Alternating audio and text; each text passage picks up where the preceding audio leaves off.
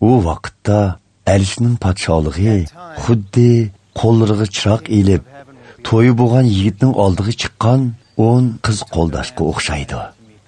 Bu qizlarning 5i aqlsiz, 5i bo'lsa aqlli ekan.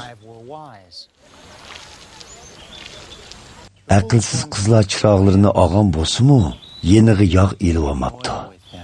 Aqlli qizlar bo'lsa, chiroqlari bilan billa qochilarda yog'mi olibdi. Yigit vaqti kelgachga, ularning hammasini uyqu besib, uxlab qopdi. Yerim kechida yigit keldi, oldiga chiqinglar degan ovoz anglandi. Buning bilan qizlarning hammasi o'rnidan turib, chiroqlarini parlatdi. Aqlsiz qizlar aqllilarga chiroqlarimiz o'chib qolay dedi. Yig'inglardan beringlar-chu, debdi. Aqlli qizlar: "Yo'q. Bizga-mu ham sizlarga-mu yetmasligi mumkin. Eng yaxshisi do'konga berib yog' setib olinglar", debdi. Lekin ular yog' setib olg'ili ketayotganda yigit kelib qopti. Tayyorligi bor qizlar uning bilan birlikda to'y ziyofatiga kiribdi. Eshik taqilibdi.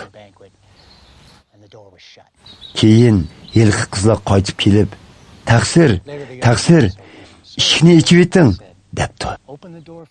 Biroq yigit: "Bilib qo'yinglarki, men sizlarni tonimayman", deb javob berdi.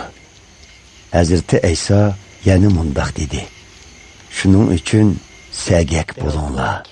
Chunki inson o'g'li qaytib keladigan vaqt soatni bilmaysizlar."